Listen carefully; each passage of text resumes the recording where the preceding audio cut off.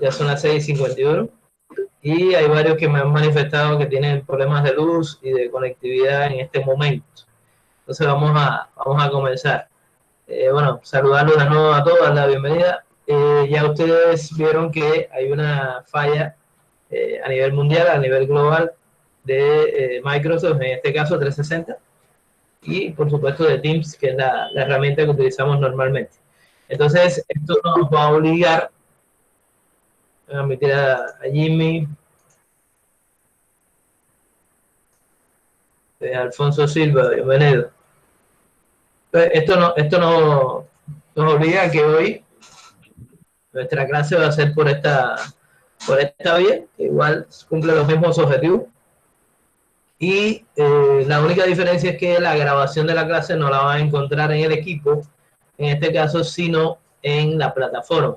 Es decir, cuando terminemos la clase, la grabación me llega al correo, la grabación, entonces me toca descargarla, subirla a YouTube y compartirla con ustedes. Esa es la mecánica. Entonces, si alcanza el tiempo hoy, porque es bastante dispendioso y pesado el archivo, pues si alcanza el tiempo, yo trato de dejarlo todo hoy para que los compañeros que ingresen, pues fuera de hora, pues lo puedan ver, incluso si ustedes quieren repetir algo. Pero en caso que no sea posible, pues yo mañana a primera hora lo estoy subiendo en la parte que corresponde a la pestaña de la clase de hoy. ¿Ok?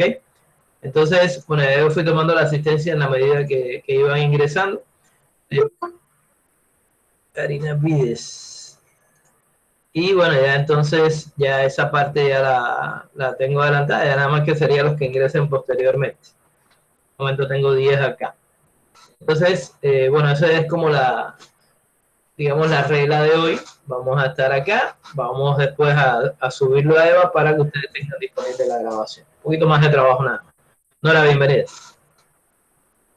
Entonces, bueno, como les comenté la semana anterior, nosotros en esa primera semana después del parcial, estuvimos hablando un poco de lo que son los procesadores SIG y RISC, estableciendo las diferencias y colocando una tarea que revisando hace un rato me di cuenta de que solamente se han subido 8 trabajos. Suponiendo que todos sean de a 2 compañeros, como lo habíamos planteado por pareja de compañeros, de todas formas me da 16, quedarían 2 compañeros por subirlo. Lo digo porque creo que yo coloqué que se podía subir hasta hoy casi a las 12 de la noche. Entonces, para que los compañeros que no lo han subido, porfa, lo hagan y no vayan a tener después de dificultades. ¿Ok? Tenemos 18 compañeros. Entonces, bueno, eso era, digamos, con relación a la parte de procesadores. Ya con eso concluíamos el tema, que había también dicho que no lo había querido, digamos, adicionar en el primer parcial para que no quedara tan cargado, teniendo en cuenta que había compañeros también que se habían incorporado un poco tarde. Ya en esta semana comenzamos el tema de memoria. El tema de memoria, como ya ustedes lo saben, Neida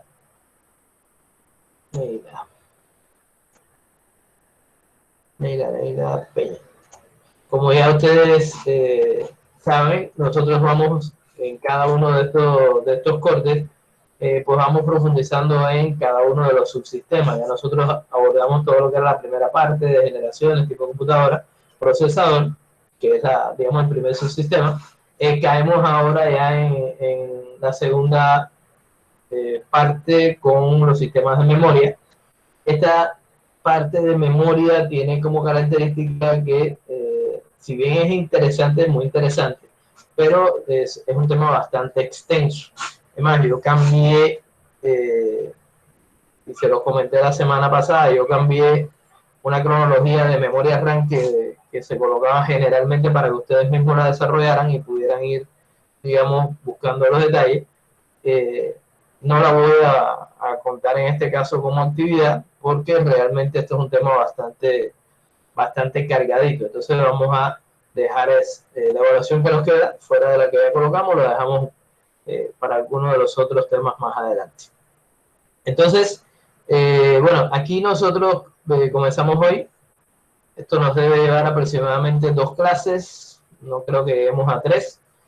Hoy vamos a hablar de manera general lo que es los sistemas de memoria, la parte de lo que se considera memoria principal, y vamos a hablar un poquito sobre la evolución que ha tenido la RAM, fundamentalmente no haciendo toda la historia desde los núcleos de ferrita y los computadores de los años 50, sino digamos ya desde lo más moderno, desde que comenzó la parte de los computadores personales y lo que manejamos habitualmente hoy. Yo quiero recordarles algo, y creo que lo decía la semana pasada, pero insisto, por si acaso incluso algún compañero no lo captó. Cuando ustedes están trabajando como ingenieros, en este caso, que es el objetivo, yo me imagino, de cada uno de ustedes, una de las tareas principales que ustedes tienen no es solo el tema de la programación, manejo de sistemas, administración de sistemas, diseño, etcétera. Eso es una parte importante, pero no es la única. Es decir, ustedes también lo pueden contratar en una empresa para trabajar la parte de redes, para trabajar la parte de administración de las bases de datos, pero también ustedes van a ser asesores de, digamos, la gerencia del sistema o de la parte que tenga que ver con toda la organización para asesorarlos en el tema de equipamiento. Por eso yo le insisto tanto en que aquí no basta con lo que nosotros, digamos, nos queda producto de las clases, producto de las exposiciones, de las tareas. Eso es un estado del arte, hasta ahí básicamente. Ese estado del arte puede variar mucho, y en la realidad sí ocurre. Es decir, prácticamente cada 18 meses cualquier tipo de sistema ya ha sido sustituido por uno mucho más potente, mucho más reciente.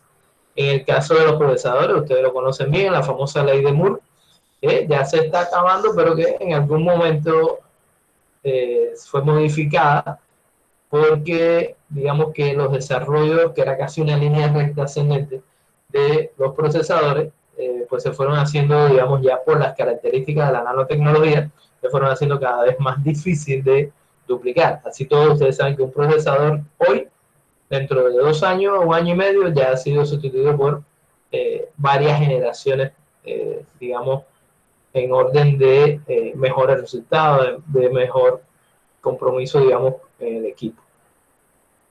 Entonces, lo mismo sucede con las memorias. Lo mismo sucede con toda la parte de uso, con toda la parte de dispositivo de entrada-salida, con los mismos sistemas de multiprocesamiento que estuvimos mirando un poquito del TOC 500 y después lo vamos a retomar en la parte final. Esto, lo que quiero transmitirles es, nosotros podemos salir aquí con la mejor formación y ustedes salir con los últimos procesadores hasta 2020. Lo importante de esto está en que no pierdan esa actualización. ¿Ve? Por lo tanto, lo que vamos a comenzar a ver ahora con respecto a los temas de memoria RAM es válido hasta el momento en que lo estamos viendo. ¿Ve? Dentro de 1 año ya eso pudiera estar parcialmente desactualizado. La historia sí va a ser la misma, pero los nuevos desarrollos van a ser diferentes. Entonces acá en la página yo les tengo este que dice trabajo sobre memoria RAM para estudiar. Después voy a compartirle otro, estoy tratando de encontrar uno muy bueno. Y vamos a comenzar, digamos, hoy con esta presentación que está acá y que precisamente es, digamos, la que nos va a ambientar en este tema de la parte, digamos, general de lo que tiene que ver con la memoria. De la misma forma que está planteado aquí, o muy parecido, es como está planteado en el caso de el libro de arquitectura de computadoras de Stalin. Es decir, lo mismo, prácticamente el mismo enfoque que tiene esta presentación está en el libro de Stalin, asimismo tomando en cuenta estas mismas características. Es decir, con respecto a la ubicación, con respecto a la capacidad, las unidades de transferencia, método de acceso, rendimiento, tipos de memoria, características físicas y organización. ¿Ve? Esto que está acá, con respecto a la ubicación, ¿qué quiere decir? Es decir, cuando nosotros nos preguntamos por la ubicación de memoria, precisamente lo que queremos decir es dónde hay memoria en mi computador. En este caso, digamos que la memoria tiene, digamos, como una especie de jerarquía que va desde las más costosas y más pequeñas que están en la parte superior de una pirámide hasta, digamos, la de mayor capacidad, menos costosa, pero que están, digamos, como formando parte de la pirámide de la parte baja. ¿Cuál es la memoria que nosotros tenemos según la ubicación, digamos? La que conocemos como memoria RAM, perdón, la memoria que conocemos como memoria interna, básicamente, aquí en este material hay una pequeña, hay una pequeña ausencia, y es que la memoria interna está formada por memoria RAM, de tipo RAM, que es básicamente la que se está nombrando ahí, y la memoria ROM. La memoria ROM, que forma parte o forma una parte muy importante de, digamos, la memoria interna. Es decir, que si vamos al tema de memoria interna, tenemos que ver memoria RAM. Algunos de los tipos de memoria RAM son, por ejemplo, la memoria caché, que es un tipo de memoria RAM estática, la memoria principal, que es la memoria dinámica, y los registros del procesador, que son también una forma de memoria bastante avanzada, mucho más rápida que las restantes. Desde ese punto de vista, acá en la parte de memoria interna, insisto, falta la memoria ROM. Recuérdense que el acrónimo RAM es Random Access Memory, memoria de acceso aleatorio, mientras que la memoria ROM es Read Only Memory, es decir, memoria de solo lectura. En la memoria externa, y aquí yo creo que ustedes tal vez nunca hayan visto este tipo de disquete que aparece acá en la foto. Ustedes conocieron los disquetes como la forma que está, digamos, más abajo, los disquetes de 3,5. Estos eran unos disquetes de 5 pulgadas, más o menos, y estos eran unos disquetes grandísimos de 8 pulgadas.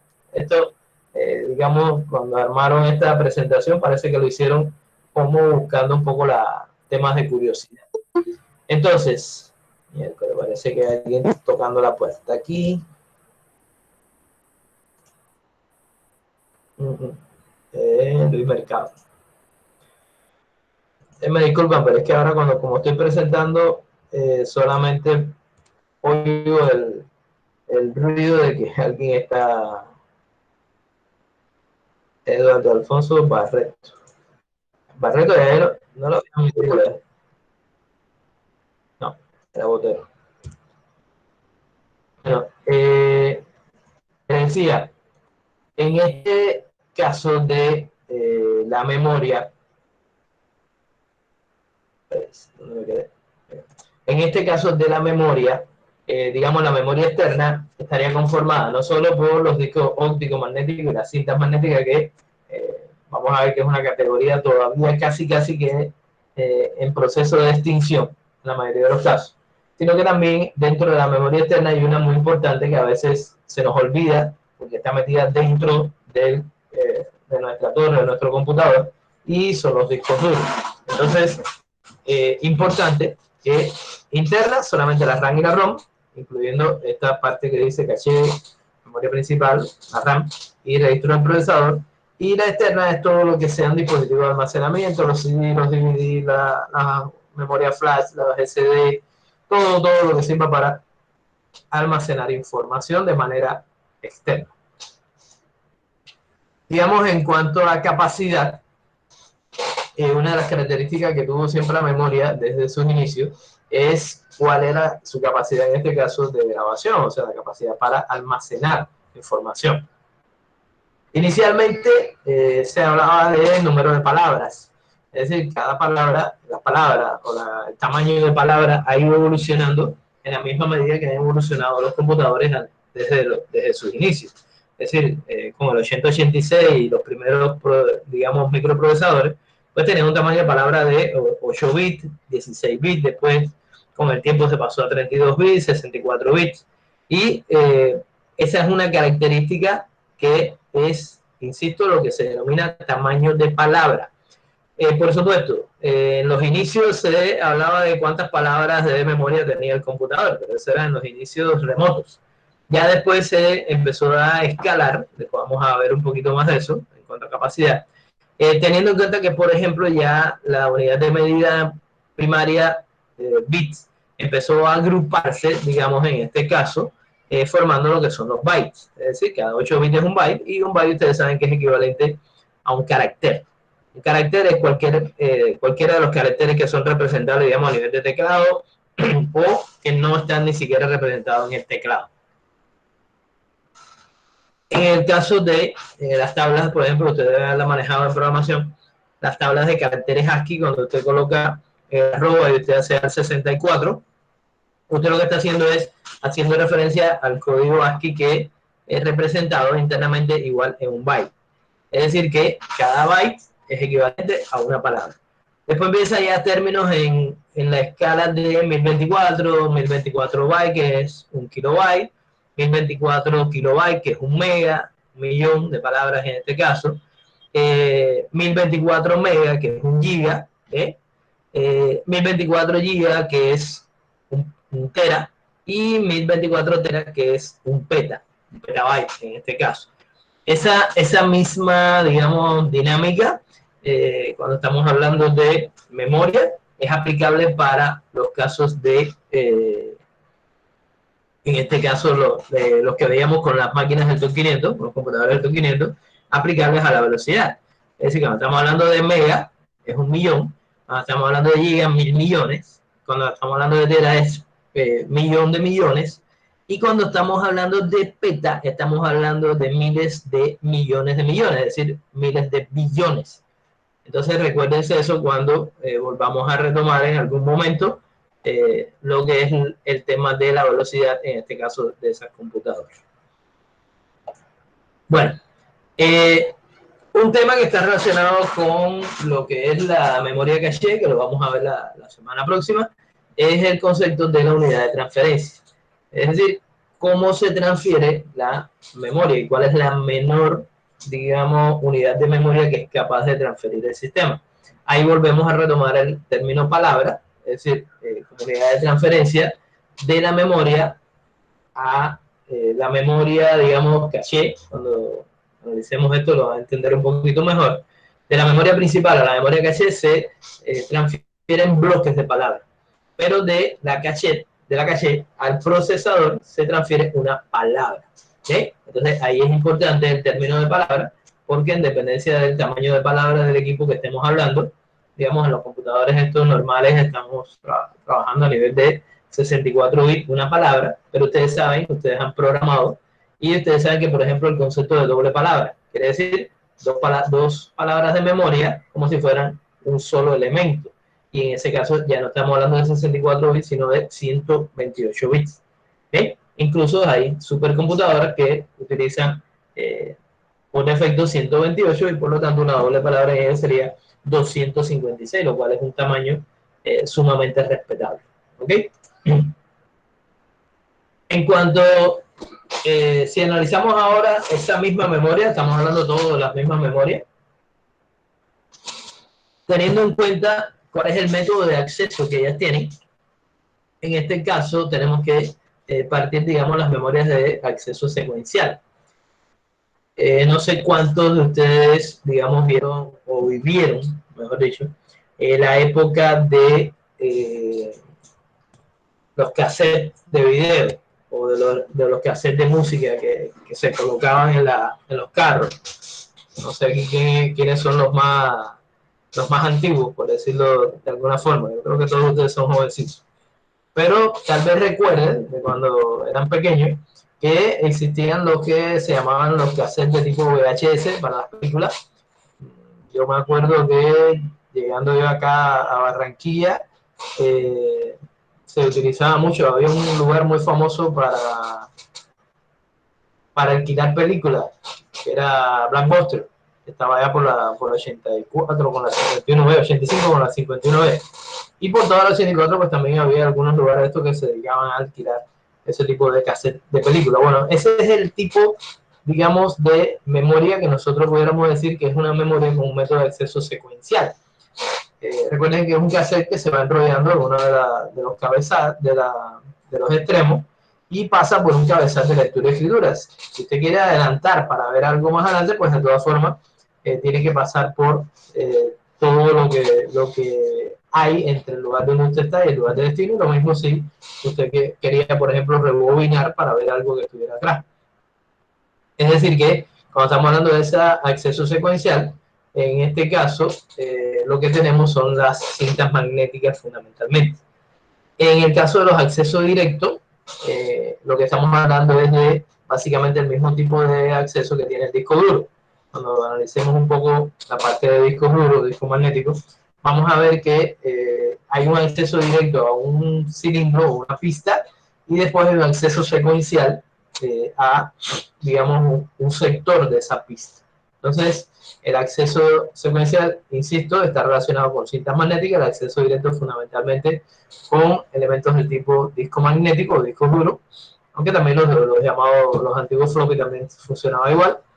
La memoria de acceso aleatorio random, por el mismo nombre, ya ustedes saben que es la memoria RAM, donde para direccionar un, un registro de memoria, una localización cualquiera de memoria, pues eso está cableado físicamente, es decir, es sencillamente la unión de filas y columnas para lograr acceder a un lugar. Por eso los tiempos de acceso a memoria son fijos, es decir, se pueden medir fácilmente en cualquiera que sea la posición de memoria que se encuentre el dato que se está buscando. Entonces, ese es como el tercer método de acceso a nivel de memoria. Y lo que es el método asociativo, en este caso, es cuando en lugar de buscar una dirección, lo que buscamos son aquellas direcciones que contengan una, digamos, una secuencia de bits determinados. Eso se usa fundamentalmente en temas de inteligencia artificial, redes neuronales, donde el acceso fundamental es asociativo. ¿Okay? Entonces, fíjense que, insisto, esto es la misma clasificación de las mismas memorias que hemos mencionado, pero según su método de acceso. Bueno, en cuanto a rendimiento y prestaciones, aquí no nos vamos a detener mucho. Básicamente esto tiene que ver con el tiempo que se demora, en este caso, el acceder a una localización de memoria cualquiera, depende de donde esté ubicada, y fundamentalmente con respecto a la memoria RAM, que generalmente está sincronizada en este tiempo de ciclo que dice aquí, fundamentalmente la que se denomina SDRAM, es decir, la que es sincrónica y dinámica, y que generalmente se adecua a los ciclos de reloj. Entonces, ese tiempo, digamos, que demora y que muchas veces se refleja como velocidad de transferencia, es decir, cuál es el tiempo mínimo que yo necesito para que un dato sea movido de un lugar a otro de la memoria o hacia el procesador. En el caso de, digamos, la memoria clasificadora en base al tipo de memoria, digamos que tenemos entonces memorias semiconductoras, memorias de superficie magnética, memorias ópticas y magneto-ópticas, en este caso que ya son bastante, bueno, se sigue utilizando, pero no con mucha difusión. Cuando estamos hablando de memoria semiconductora, ¿de qué estamos hablando? Fundamentalmente de lo que es la memoria RAM, la memoria ROM. Por supuesto que como una variante de memoria RAM está lo que es la memoria caché y los registros del procesador. Es decir, son memorias que están hechas con base a flip-flops y a otro tipo de material semiconductor.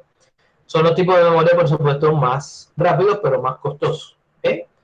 La memoria que está en superficies magnéticas, en este caso los discos duros o los antiguos disquetes, que sencillamente son superficies con un nivel de magnetización más alto en el caso de los discos duros o más bajo en el caso de los floppy, de los disquetes, y que sencillamente el proceso es diferente, es decir, ahí no hay semiconductores, sino lo que hay es un proceso de magnetización de una superficie. Por supuesto que eso hace que estos métodos o estos tipos de memoria, que ustedes lo conocen, son mucho más lentos que las de semiconductor. Es decir, un disco duro es mucho más lento que una memoria RAM, para decirlo directamente. La memoria óptica o magneto-óptica, en este caso, que son los CD, los DVD y cualquier tipo de combinación de ellos. ¿Ok? Entonces, esta es la clasificación, insisto, de lo mismo que hemos estado viendo desde el inicio, pero atendiendo al tipo de memoria, es decir, a qué material o de qué están hechas las memorias. ¿Bien? En cuanto, perdón, aquí pasó algo. En cuanto a lo que son las características, físicas, digamos, nosotros tenemos una clasificación que es muy importante. La primera es cuáles son memorias volátiles. Es un tipo de memoria que se pierde el contenido de la memoria cuando falla o cuando se queda sin energía. La única memoria de este tipo que nosotros tenemos en nuestro computador es la memoria RAM y por supuesto la memoria caché, la memoria de los registros son de este tipo de memoria volátil. Cuando pierden energía, se pierden los datos que tenían. ¿Okay? En el caso de las memorias no volátiles, en este caso, son aquellas que no necesitan energía, prácticamente todas las demás, incluido disco duro, incluido las famosas USB, la micro SD, es decir, todo lo demás, e incluso la memoria ROM. La memoria ROM, por definición, es no volátil. Y una tercera característica física que se trata de lo que son las memorias no borrables. Aquí dice que, por ejemplo, esto es un poco exagerado, vamos a así decirlo, que son aquellas que no pueden modificarse a menos que se destruya la unidad. Realmente, por definición, las memorias ROM son memorias no borrables. Es decir, precisamente el término ROM dice Read Only Memory, es decir, memorias de solo lectura. ¿Qué quiere decir? Que yo, una vez que ya está escrita, no se puede cambiar su contenido. Ustedes saben que, por ejemplo, si ustedes compran un CD que no sea regrabable, o un DVD que no sea regrabable y ya tiene, digamos, grabado algo, pues sencillamente ese algo usted no lo puede borrar. Entonces, en ese punto es tal vez donde aplica el término de no borrable, porque ya después de las primeras generaciones de CD-ROM, que era como se le llamaba, pues ya empezaron a aparecer los que son de lectura-escritura, que se pueden grabar varias veces y demás, por lo tanto este concepto, vamos a ver cuando digamos memoria ROM, que fue un concepto que fue evolucionando con el tiempo. ¿Ok? Entonces, todas las memorias que hemos hablado hasta ahora, las podemos dividir según su característica física en volátiles, la RAM, el registro, la caché, o memorias no volátiles, que es prácticamente todo el resto. En este caso, también las que se consideran no borrables. En cuanto, digamos, a la organización, el caso de la RAM, digamos que lo fundamental aquí es cómo se accede a la memoria, es decir, cómo se colocan los bits para formar lo que son las palabras de memoria. Dentro de esto tenemos también dos tipos, digamos, fundamentales de módulo, que son la estática, la SRAM, y la dinámica o DRAM. ¿Okay? Ya eso después hablaremos un poquito más acerca de esto. Esta parte de jerarquía de memoria, digamos que tiene que ver con la forma que yo les decía que nosotros podemos analizar la memoria teniendo en cuenta tres aspectos fundamentales, que son la velocidad de la memoria, el tamaño de la memoria y el costo de cada una de las memorias. Entonces, si venimos acá, por ejemplo, las memorias de gran capacidad, como son los grandes discos duros, incluso en su momento las cintas magnéticas, pues tenían una gran capacidad y un costo menor por bit. Pero, básicamente, lo que tenían precisamente era un tiempo de acceso mucho mayor y por lo tanto eran tipos de dispositivos de memoria que se utilizaban fundamentalmente para lo que se llamaba memoria fuera de línea, o se sigue llamando memoria fuera de línea. Es decir, aquella información que usted no está utilizando permanentemente, sino que, digamos, corresponde a archivos históricos que se coloca solamente en línea en el momento que se vayan a accesar los datos. Entonces, repito, mientras más capacidad, el costo por bit es menor. Cuando tengo mejor tiempo de acceso, es decir, cuando son más rápidas, pues el costo por bit se incrementa. Se supone que lo óptimo es que el procesador no tenga que esperar por la memoria, es decir, que no haya tiempo de espera. Por eso, los formatos más rápidos de memoria, les decía, son los que están dentro del propio microprocesador, como son los registros y la memoria caché. Es decir, esos son los dos formatos de memoria más pequeños, por supuesto, pero al mismo tiempo los más rápidos y al mismo tiempo los más costosos. Entonces, básicamente esos son factores que se deben balancear en un equipo para que funcione de manera más óptima. En los últimos años, digamos, yo diría que en los últimos 10 años, bueno, esto no está escrito en ninguna parte, veamos un poquito la experiencia en estos casos. Cuando hablamos de la memoria caché de los procesadores y el desarrollo, por supuesto, de procesadores en el tiempo, encontramos generalmente una relación 1 a 1000 entre el tamaño de la memoria caché y el tamaño de la memoria interna, o sea, de la memoria RAM. Insisto, esto no es una regla fija, esto es un poco analizando lo que ha ido pasando en el tiempo, pero sí se ha mantenido a lo largo de ya los últimos 10-15 años, desde que comenzó a ir incrementando la memoria caché, pues paralelamente iba creciendo al mismo ritmo la memoria RAM para poder buscar precisamente un acceso a memoria mucho más eficiente, mucho más rápido. ¿Ve?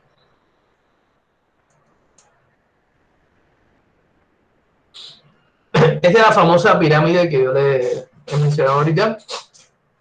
Así mismo la van a encontrar en el libro de Stalin. Digamos, aquí en forma de pirámide está lo que es la memoria que está on board, es decir, aquella memoria que se encuentra en los registros, la memoria caché y lo que se llama memoria principal. Esa punta de esa pirámide es precisamente lo más rápido, los registros, después la caché, después la memoria RAM, lo más costoso también y lo más pequeño. ¿eh? Digamos, hay otra forma que son las que se encuentran en almacenamiento fuera de la tarjeta, son los discos magnéticos, los CD, los DVD, incluso, incluyendo los Blu-ray, y aquí en la categoría de disco magnético, ustedes saben que está el disco duro. Ya estos tienen un poco de mayor capacidad, pero también comparativamente son menos costosos y mucho menos rápidos.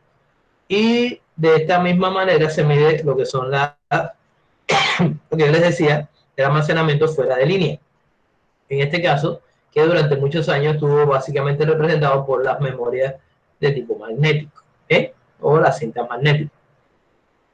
Entonces, esa es la famosa pirámide. ¿Qué es lo que sucede cuando yo voy bajando por la pirámide? Disminuye el costo por bit, es decir, arriba tienen las zonas más costosas. Guardar un bit de información, un registro, cuesta mucho más que guardar un bit de información, digamos, un disco duro, un CD. Hay un mayor incremento de la capacidad, es decir, las más pequeñas están arriba, las más grandes están debajo. El incremento en el tiempo de acceso, lo cual es precisamente el tema de la velocidad, las que están más unidas al procesador, pues sencillamente tienen que tener un tiempo de acceso menor. Y por supuesto que en la medida que se va bajando en la jerarquía, es menor la frecuencia de acceso de la memoria por parte del procesador. ¿Sí? Bueno, estos ya son algunos ejemplos de forma de acceso, de la forma que esto no lo vamos a ver aquí ahora. Esto tampoco. Bueno, y este es el punto de partida para el tema de la semana próxima de memoria caché. Entonces, básicamente, insisto, esta es la primera parte de lo que estamos hablando de memoria que ustedes se encuentran acá. ¿Ven? En este enlace está esa misma presentación de Prezi que comenzamos hoy hasta más o menos a la mitad y que continuaremos con ella la próxima semana con el tema de memoria caché. Entonces, ¿qué es lo que nos interesa fundamentalmente cuando nosotros hablamos de memoria? A ver, cuando nosotros hablamos de memoria, en este caso, ¿cuál es el elemento primero que buscamos? ¿Qué me puede decir? Capacidad. Capacidad. Es decir, ese es exactamente, digamos, el punto eh, crítico de la cuestión. Es decir, cuando nosotros estamos hablando de memoria, generalmente lo que decimos es qué cantidad de memoria necesitamos. Entonces ya vimos que por ahí hablábamos de los bytes, hablábamos de los kilobytes, hablábamos de los megas, hablábamos de los gigas, hablábamos de los teras, hablábamos de los petas. En este caso, una de las cosas que yo quiero que ustedes estén claros es lo siguiente. Es decir, cuando hablamos o mencionamos esas unidades de capacidad, digamos, ¿cuál sería un elemento de los que están en uso, digamos, actualmente, que me serviría para tener una idea de esos niveles de capacidad? Por ejemplo, ¿hay algo que yo pueda medir hoy en día en bytes?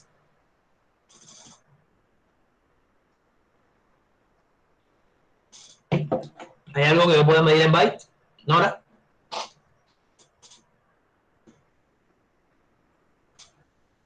Nora Karina Vides Mercado.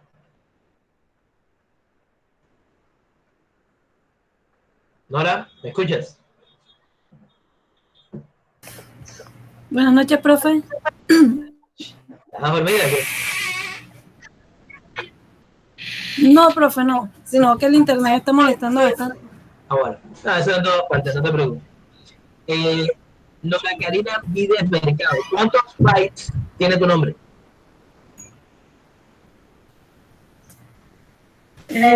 ¿Cuántos bytes? Tiene tu nombre y tus apellidos.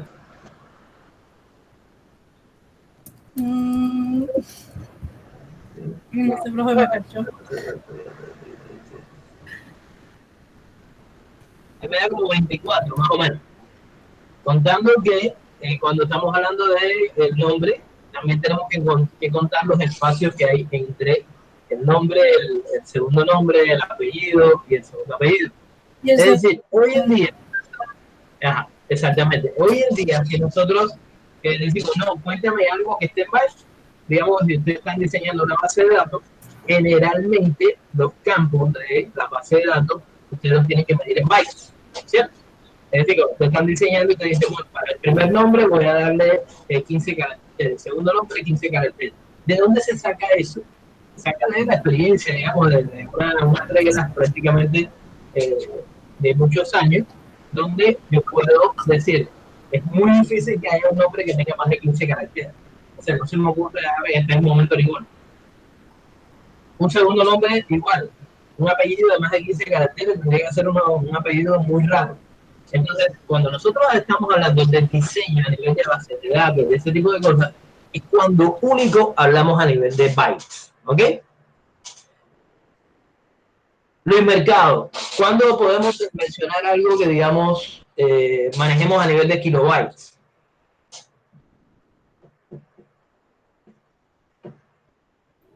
Buenas noches, profe. ¿Me repite la pregunta? Hoy en día, cualquier cosa que tú puedas medir su capacidad en cuanto a lo que pesa algo, como hablamos generalmente, y que se mida en kilobytes. Una imagen.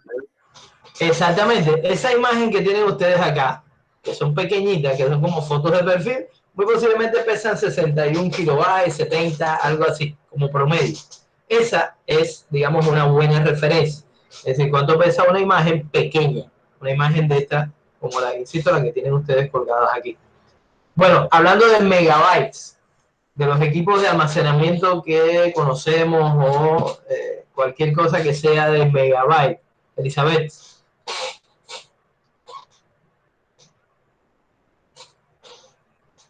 ¿Me escucha, Elizabeth? ¿Me repite la pregunta, profe? A nivel de megabytes, ¿de qué unidad de almacenamiento estaríamos hablando o de qué, no sé, algo que tú puedas asociar con la cifra de megabytes? Una memoria RAM. No. ¿La memoria RAM hoy en día? ¿Megabytes? ¿Seguro? No. No, profe. Aunque puede ser 8 GB, porque es que la mayoría no asocia nada con megabytes, más que caracteres cuando no. Profe, yo diría que la velocidad del internet. No, ahí estamos hablando de megabytes, estamos hablando de capacidad de memoria. Ahí lo que tú estás hablando es de megabits por segundo, que es otra cosa. Profe, también las mismas imágenes, pero las imágenes en Full HD, en 2K, 4K, ya esas pesan megabytes. Exactamente, esa puede ser una. La otra cosa, por ejemplo, cuando hablábamos de los casi extintos CD. Yo no sé si todavía por ahí en algún lugar vendan CD, pero por ejemplo, cuando usted iba al centro y compraba los CD de música o MP3 o cualquiera, un CD normalmente, ¿cuál es la capacidad? 600, 700 megas. ¿Sí? Eso era básicamente. Y hoy, como dice el compañero, Jesús, en este caso, esa capacidad de almacenamiento ya prácticamente no se ve. O tal vez en algún tipo de foto, algún tipo de cosas ya un poquito más con mayor nivel de detalle. Bueno, pasando al elemento siguiente, después del megabyte que viene. Keila. Gigabyte. Entonces, Keila, dime a nivel de gigabytes, ¿qué se te viene a la mente enseguida? ¿Qué tipo de dispositivo de memoria? ¿Qué tipo de almacenamiento? ¿Un disco? Un disco duro. No sería el mejor ejemplo. Bueno, en algunos casos, en algunos tipos de discos sí. Por ejemplo, los discos de estado sólido, pero no de manera general. Hay otra más fácil. Memorias USB. Las USB. Estamos hablando de las micro SD, de las USB. Estamos hablando de las RAM, precisamente. ¿Ok? Wilson, ¿iba a decir algo? Sí, videos también. Videos también, es decir, en giga, podemos hablar de videos. Es decir, que tenemos que el desplazamiento hacia los términos de más uso en cuanto a capacidad se vienen dando precisamente hacia la parte donde están los gigas en este punto. Después viene, ¿cuál? Los terabytes. Y ahí sí serían los discos duros. Perfecto, Jesús. Los terabytes, que precisamente nosotros encontramos que los discos actuales, los discos magnéticos actuales, digamos, en computadores actuales, que no sean ya computadores antiguos, mínimo están entre 2 terabytes y 8 teras digamos, en algunos casos de servidores de los que ustedes estuvieron evaluando. Recuérdense que cuando ustedes evaluaron precisamente los servidores, una de las características era que mientras un computador de estos personal puede tener 1 tera, 2 teras, ya cuando estamos hablando de servidores, y ustedes tuvieron unos buenos ejemplos ahí, estamos hablando ya de más de 16, 32 terabytes de información. Y eso por poner, digamos, los más modesticos. ¿Ok? Entonces ya el terabyte es una medida que también está metida en nuestra vida. Es decir, a nivel de giga y terabyte, yo diría que hoy en día podemos concentrar el mayor por ciento en cuanto a capacidades de información. Y por último, el petabyte, que ya es una magnitud bastante creciente, pero por ejemplo, si usted se pone a investigar en internet los volúmenes de enciclopedia o volúmenes de música o qué cantidad de información hay en internet, entonces muy posiblemente ya le estén hablando de peta en adelante. Es decir, ya unidades de medida muy grandes. Entonces, fíjense cómo ha ido decantando ese tema de las capacidades. Ahora bien, ese es un valor inmediatamente lo primero que se nos viene a la mente. Ahora, si ya vamos a ir, digamos, a lo particular, y nosotros tenemos un equipo, por ejemplo, yo tengo este equipo, este portátil donde estoy ahora en la clase, con una serie de características, entre ellas, no sé, un Core i5, 8ª generación, ¿qué más estoy leyendo por acá? Y tiene 6 GB y al lado dice DDR4 memory. ¿Qué cosa quiere decir ese DDR4? ¿Quién me puede comentar ahí? No es la velocidad de la memoria. No. Con la que se da la información. Bueno, tiene que ver con la velocidad, evidentemente, pero no es como tal una unidad de velocidad. Entonces, vamos a hacer un breve repaso de precisamente cómo ha sido la evolución de la memoria, ya no en cuanto a la capacidad, que ya lo hemos conversado, sino, digamos, en cuanto a los tipos de memoria que podemos encontrar básicamente cuando hacemos referencia a la memoria RAM y fundamentalmente a la memoria RAM en equipos de computadores personales, básicamente desde que comenzaron los computadores personales. Es un trabajo del año 2018 de unos compañeros también de ustedes.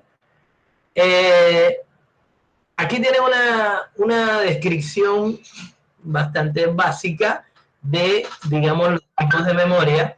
Claro, ellos se fueron a la prehistoria, ellos partieron de la memoria de núcleo magnético, de núcleo de ferrita, que fueron las primeras memorias usadas en los años 50, 60.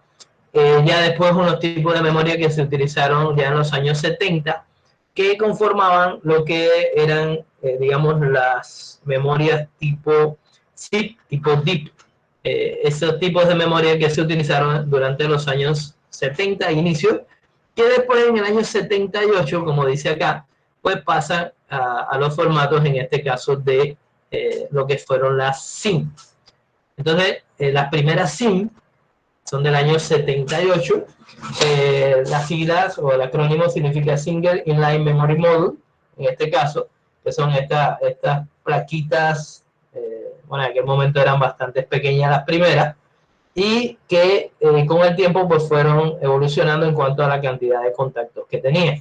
Aquí tenemos de 30 y 72 contactos y un tiempo de acceso bastante alto, entre los 40 y 30 nanosegundos, para poder, digamos, establecer el intercambio entre procesador y memoria. Y aquí estamos hablando de las primeras EDORAM en el año 1995.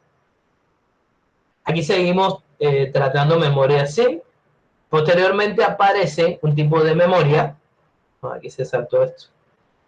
Aparece un tipo de memoria, que son estas que están acá, perdón, que tienen como diferencia básica la cantidad de estas muescas que tienen para colocarlas en la placa base. Eran las memorias de tipo DIMM, las primeras que fueron lanzadas con ese formato. Mírenlo acá. Posteriormente, bueno, aquí hablan mucho por eso he querido siempre cambiar este material, porque aquí hablan mucho de términos que no son los que yo quisiera en este caso que ustedes manejaran, pero vamos a seguir usando ya que lo tenemos acá. Recuérdense que una de las cosas fundamentales que tiene la memoria es tratar de ir disminuyendo los tiempos de acceso. Fíjense que mientras acá estábamos hablando de 40 y 30 nanosegundos, ¿ve? Acuérdense lo que significa nano, en este caso. Aquí ya estamos hablando de 25-10 nanosegundos, y estamos hablando del año 97. Aquí aparecen ya, digamos, las primeras memorias del tipo DDR. El tipo DDR ya en los años 2000, fueron las primeras memorias. El numerito que tiene al lado y la descripción que tiene a la izquierda, digamos, es como la especificación técnica de ese tipo de memoria. Varía mucho la cantidad de contacto y, por supuesto, la tasa de transferencia que oferta. En el año... en 2004, aquí, aparecen las primeras, digamos, bueno, antes aparecen en 2002, aparecen las DDR2, ¿verdad? 2004 ya prácticamente llegan estas memorias a su final, y aparecen las DDR3. ¿Qué significa DDR y qué diferencia una DDR, digamos, de una SDR normal? Cuando nosotros hablábamos de las DIMM son de formato SDR, las primeras que salen. Es decir, estas DIMM del año 97 tienen un formato SDR, significa Single Data Rate, en este caso, o un acceso simple a memoria. Es decir, que en un ciclo de reloj, la memoria puede accesar una sola vez al procesador. Cuando ya empieza a mejorar esa transferencia, pasa a lo que es el término DDR, que significa Double Data Rate. En este caso, es decir, que en un mismo ciclo de reloj aumenta la transferencia no a una sola, sino a dos. Por eso DDR es Double Data Rate, es decir, doble tasa de transferencia. Cuando salen las primeras, por supuesto que no se le llamó nunca DDR1, sino DDR, es decir, que pasamos de SDR a utilizar DDR con las distintas variantes. 2002 ya aparecen las primeras DDR2, 2004 ya ustedes lo están viendo acá, que aparecen las DDR3. Bueno, junio de 2004 todavía se mantiene, DDR3, julio de 2007, marzo de 2008, DDR4 nacen precisamente en el 2013.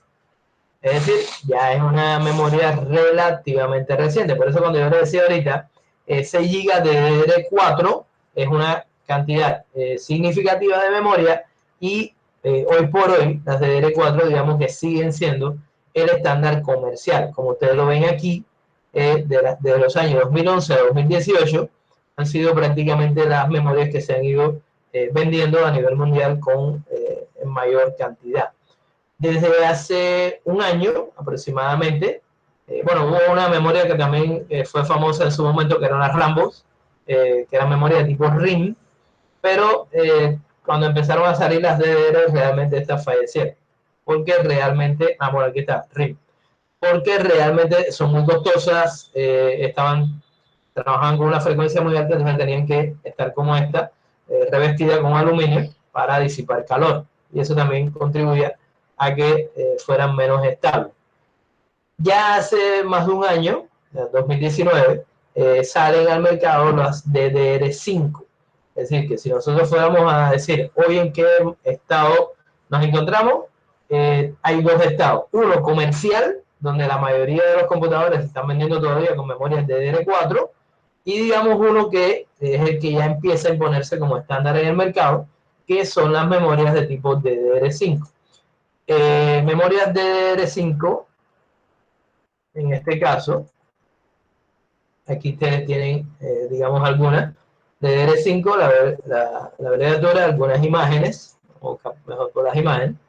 Aquí tienen, ¿ves?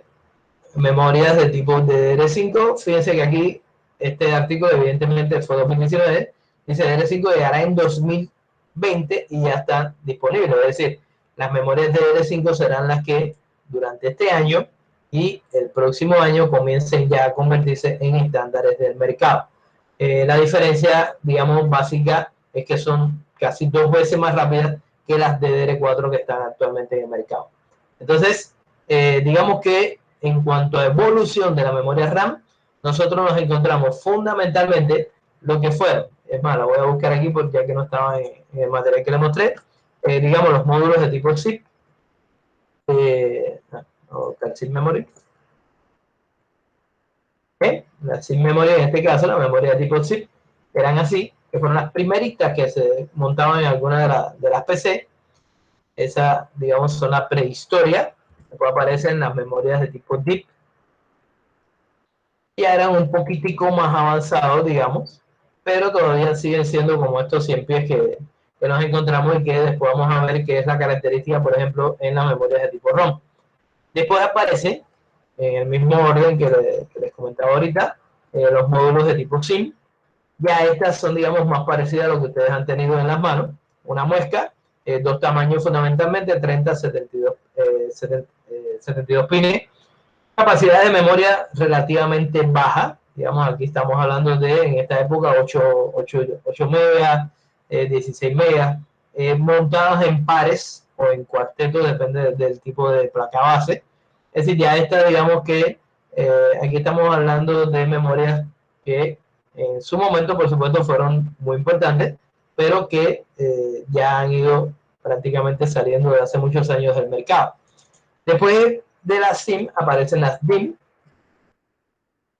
Y recuérdense que las DIM, en este caso, miren, que tienen las dos muesquecitas que yo les decía la otra vez, ya es un formato nuevo, ya es un formato que tiene mayor cantidad de contactos, estos doraditos que ustedes ven por aquí abajo, que es donde se insertan en la placa base, y que por supuesto revolucionaron el mercado en su momento. Los módulos DIM originales era la que yo le decía o le comentaba que eran las DIM SDR. Por supuesto, al hablar de DIM SDR es ahora que ha pasado ya el tiempo y que existen las DDR. Pero en aquel momento pues nadie le decía SDR, sencillamente eran las memorias de tipo DIM. Después vienen las DIM pero de formato DDR. DIM DDR, pues miren, que digamos ya son memorias más actuales. Esto que está aquí, que siempre, pocas veces lo encuentro, mira, ahora salió. DDR1, eso es un gravísimo error. O sea, nunca ustedes hablen de memorias de DDR1 porque eso no existe. Las primeras memorias se llamaron DDR y cuando viene su primera evolución, se pasa de DDR a DDR2. Y fíjense que el formato sigue siendo DIM. Son DIM, las primeras SDR, después DDR solita, después DDR2. Mayor cantidad de pines, mayor capacidad de almacenamiento, más rápida la transferencia. Es decir, ya esa, digamos, ha sido la evolución. DDR3, Básicamente, si las vemos solas en las manos, pues no podemos realmente diferenciar mucho una de otra, excepto que tenga, digamos, colocado el sticker con las características. 240 pines de contactos en este caso. Ahí están las dimensiones en este formato. Una cosa que varía es la colocación de esta muesca. En todas las DDR, esta muesca aparece en una posición diferente. ¿Por qué? Porque sencillamente, aunque parezcan iguales, una DDR2, una DDR3, una DDR4, no son compatibles electrónicamente. Entonces, para que usted no se confunda y vaya a colocar una donde no es, con voltajes tal vez diferentes, pues lo que se hace es que esa muesca se cambia de posición. ¿Ve? Sigue siendo una sola muesca. Profe, en este caso, perdón, ellas manejan voltajes diferentes dependiendo de la diferencia. Sí, generalmente manejan voltajes diferentes. Esa es una de las características. Por eso la importancia de esas muescas que no son de adorno. O sea, no es para que usted sencillamente le sea más fácil colocarla, sino sencillamente cubren un elemento también de protección. Es más, la muesquita que tienen por la parte de al lado, estas acá, también tienen unas posiciones diferentes. Miren acá, en este caso, miren que aquí hay como un semicírculo. Esto es para las que tienen que ver con un portátil. Y aquí son dos muescas, digamos, diferentes. Esas son las DDR3. Las DDR4, que ahora, digamos que son las que decíamos, son las más comerciales hoy en día. Fíjense que mantienen la misma muesca, pero en otra posición. ¿Ve? No sé si aquí habrá alguno que defienda, pero básicamente esa muesca, fíjense que está más a la derecha, mucho más a la derecha que lo que veíamos en la anterior. Y por último, las que le mencionaba, que son las DDR5. Aquí ya, por supuesto, las capacidades, las velocidades son mucho más altas. Muchas de estas también vienen, como las RIM que les mencioné en algún momento, digamos las más avanzadas, las he visto también recubiertas de aluminio para disipar calor.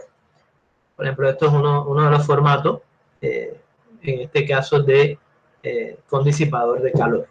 Entonces, básicamente, digamos que en la historia de lo que tiene que ver con las memorias, y en particular de la memoria RAM, tenemos dos elementos que son, por lo tanto, muy importantes. Una, la capacidad.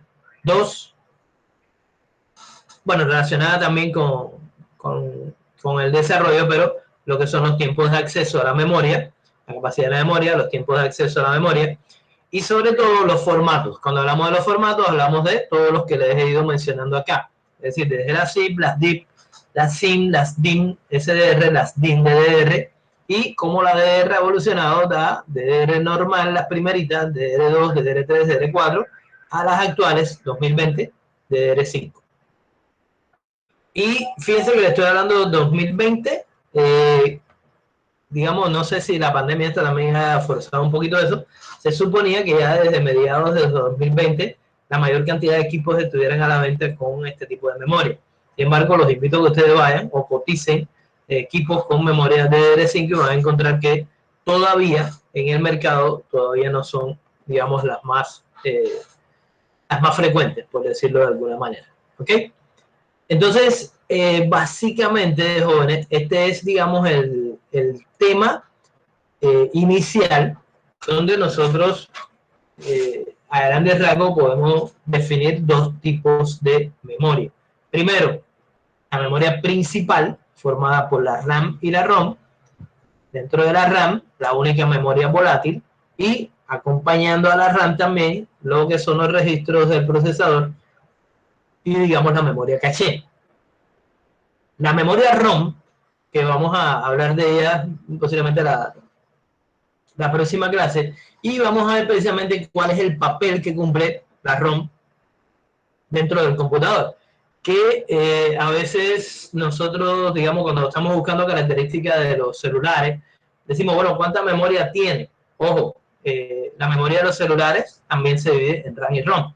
Hay memoria, digamos, de trabajo, que es la que el celular puede manejar y borrar constantemente, y tiene una memoria normalmente donde va el sistema operativo, donde se cargan las aplicaciones, que digamos es más limitada porque es una ROM de tipo flash, mucho más rápida pero también con la característica de que es permanente. Es decir, aquí en el caso de los celulares tenemos una analogía bastante cercana, digamos, a lo que son los computadores o la memoria en los computadores. Desde el punto de vista de las capacidades, ya ustedes vieron cómo se arma, digamos, partiendo del byte, cómo se van armando todas las categorías hasta llegar al petabyte. Y cuáles son, digamos, los tipos más representativos para cada una de esas categorías de capacidad. En el caso de la memoria RAM, tenemos una división que la vamos a explicar, digamos, en más detalle la semana próxima con el tema de memoria caché, que es sencillamente la división que existe entre la RAM estática, que es la que va a formar la memoria caché, y la RAM dinámica. Después vamos a ver precisamente cuáles son las características de cada una y por qué precisamente la diferencia de costos en cuanto a los elementos que la constituyen. Digamos que esa es como la parte introductoria inicial a este tema. Recuérdense que como dispositivos de memoria externa, aunque esté dentro de mi computador, esto ya lo dije, pero lo repito, aunque esté dentro de mi computador, el disco duro es una forma de memoria externa o secundaria. Está la memoria interna o principal y la memoria externa o memoria secundaria. La memoria secundaria es todo lo que me sirve a mí para almacenar cualquiera de las cosas que ustedes conozcan en un momento determinado, forman la memoria externa, y en el caso de la memoria interna principal, fundamentalmente lo que son la RAM y la ROM. ¿Ok? Preguntas. Dudas hasta aquí.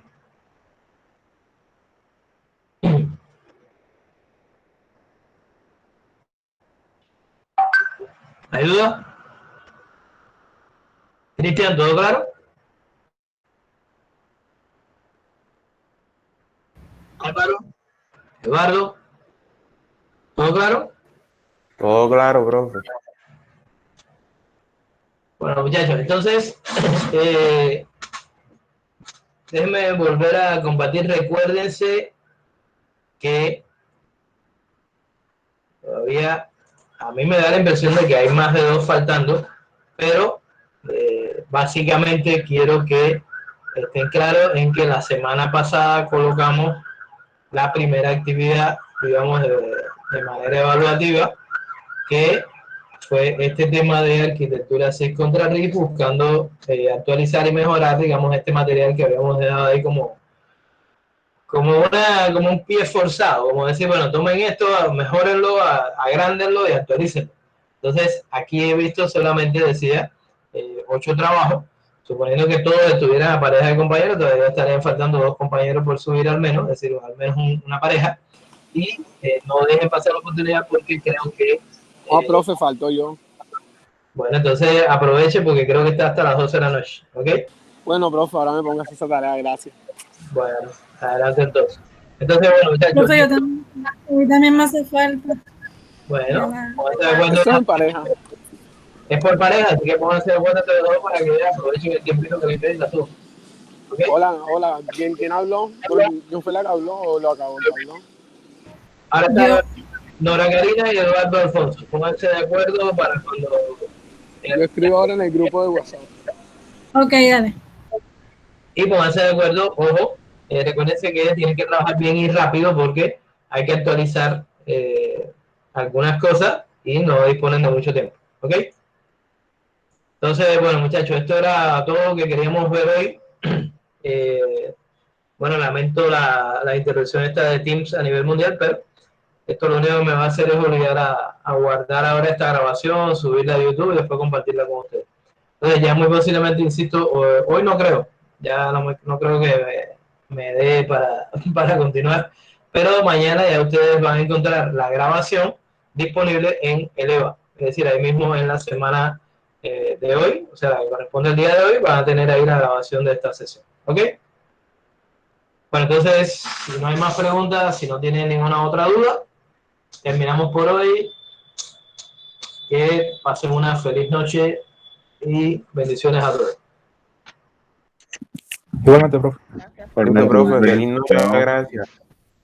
Gracias a ustedes, muchachos.